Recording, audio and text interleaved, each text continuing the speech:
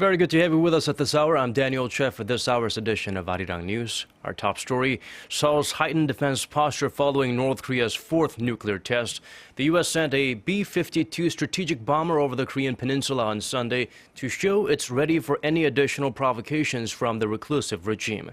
Our Defense Ministry correspondent Kim Hyun-bin starts us off. Military officials from the U.S. and South Korea said in a statement, the deployment was arranged as part of the nuclear umbrella the U.S. provides to its Northeast Asian ally. It was also meant as a warning to North Korea that South Korea and the U.S. are ready to retaliate if the North conducts any additional provocations. B-52 missions reinforce the U.S. commitment to the security of our allies and partners and demonstrate one of the many alliance capabilities available for the defense of the Republic of Korea. The B-52 left its home base in Guam on Sunday morning and arrived at Osan Air Base in Gyeonggi-do Province 4 hours later at noon. It was accompanied by 2 South Korean F-15Ks and 2 U.S. F-16s. The B-52, which is equipped with nuclear missiles and bunker buster bombs that are capable of targeting underground facilities, is also capable of hitting targets that are 3,000 kilometers away. The bomber flew over Osan before returning back to home base. According to the South Korea-U.S. statement, the two allies plan to take further military counteractions down the road in the wake of the North Korean nuclear test. Seoul-based Yonhap News reports that could include the additional deployment of the nuclear-powered USS Ronald Reagan aircraft carrier, which is currently based in Japan, and F-22 Raptor stealth fighter jets. Kim Hyun-bin, Arirang News. Officials from South Korea and the U.S. and Japan are scheduled to meet this week to discuss enhanced cooperation against North Korea's recent provocations. According to Seoul-based Yonhap News on Sunday, the vice-ministerial level talks will be held in Tokyo on Saturday, January 16th. The three parties are expected to discuss a wide range of issues, including additional sanctions on the North, as well as ways to persuade China to take a more constructive role in pressuring Pyongyang to give up its nukes. In addition to that, the three countries' representatives to the six-party talks are reportedly also planning to sit down for a meeting this week.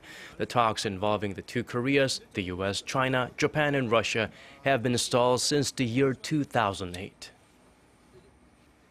Turning our attention to a development that's shaking things up in South Korean politics, former opposition party lawmaker Ahn Cheol-soo presided over the launch of his new party on Sunday. Already it's rustling the feathers of the existing main opposition party he got fed up with and left. Shin Se-min was there to witness the beginning of the People's Party.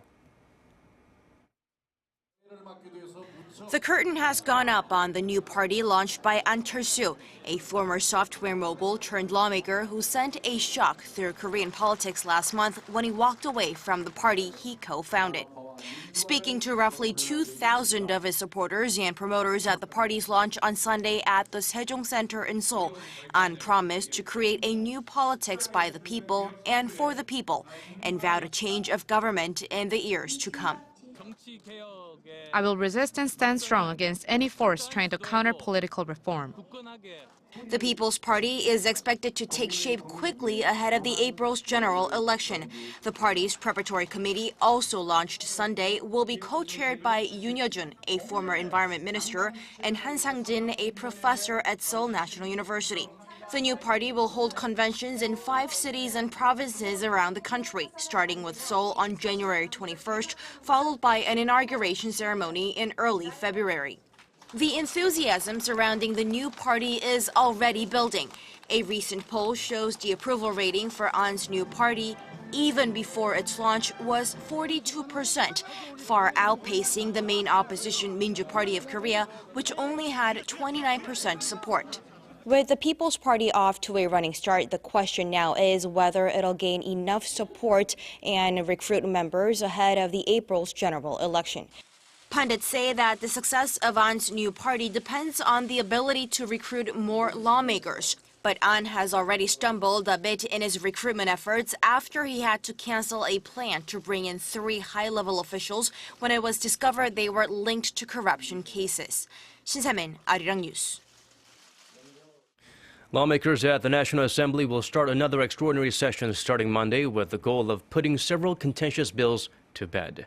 Time is of the essence with a parliamentary election coming up in April, so the most urgent task is redistricting constituencies. The National Assembly is already facing one of the consequences of its failure.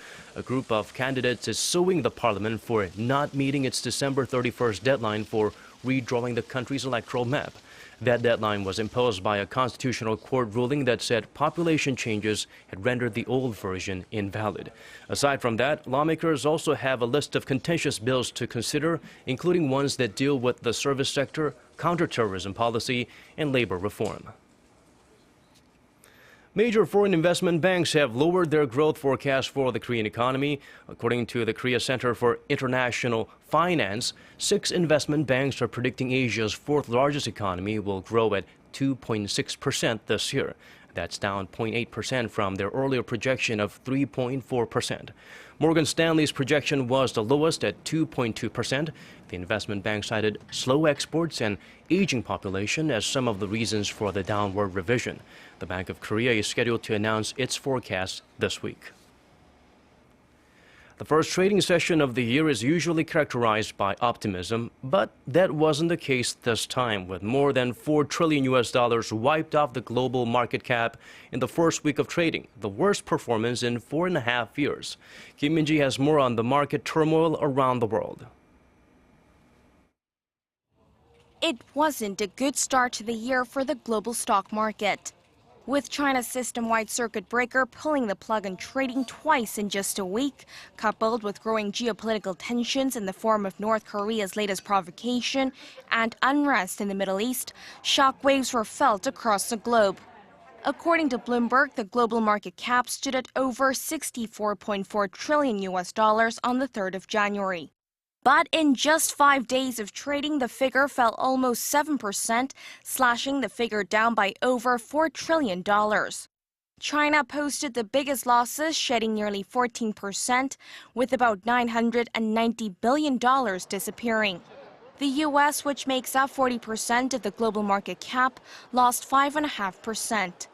Losses were also pronounced in Europe, with Germany tumbling more than 7% and the UK 6.5%. Back in Asia, Korea shed almost 5% and Japan 4%.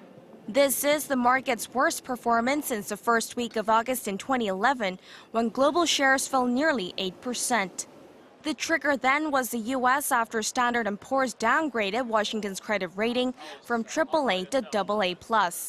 Looking ahead, with lingering global uncertainties piling up, analysts expect another week of market turmoil to rattle investors.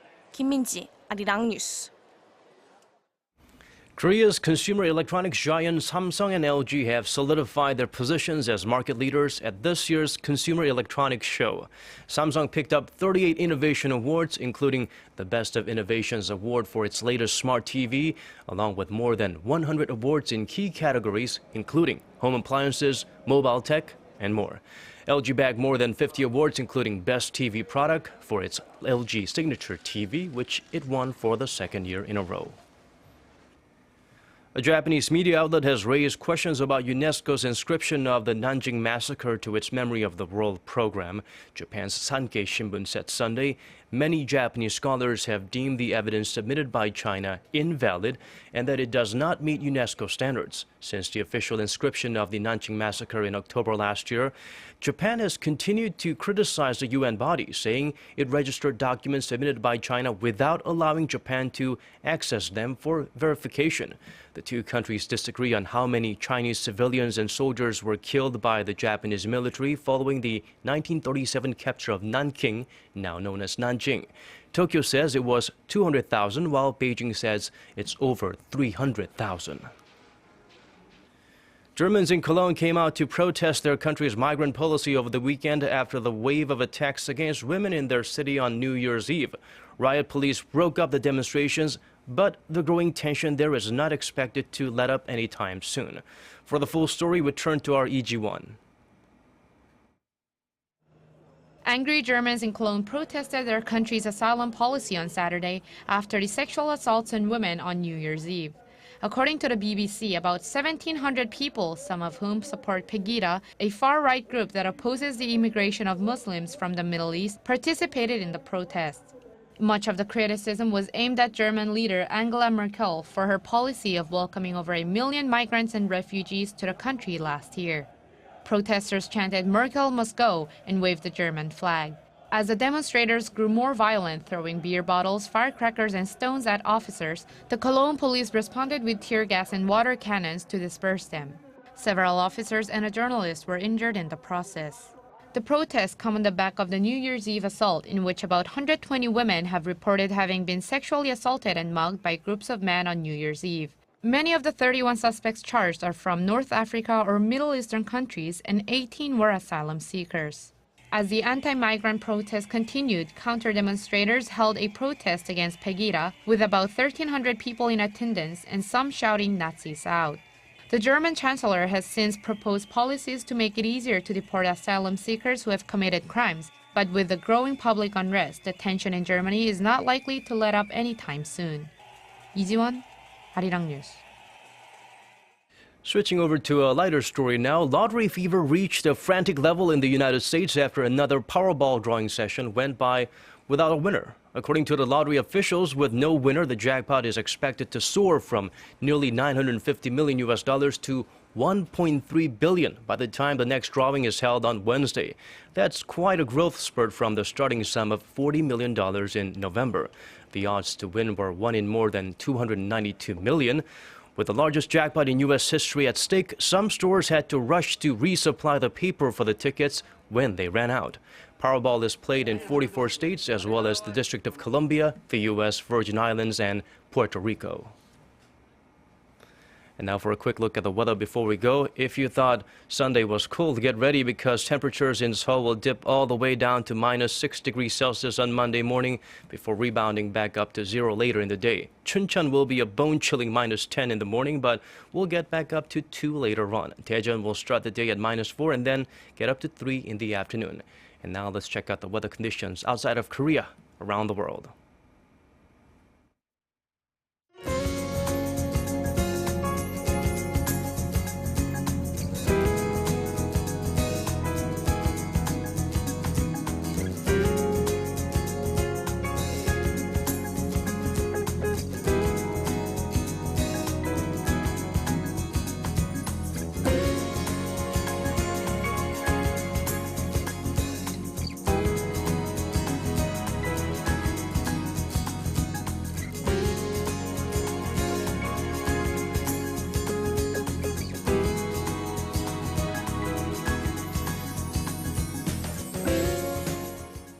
That's it from us. Thank you for watching. Hope you make a smooth transition to your new work week.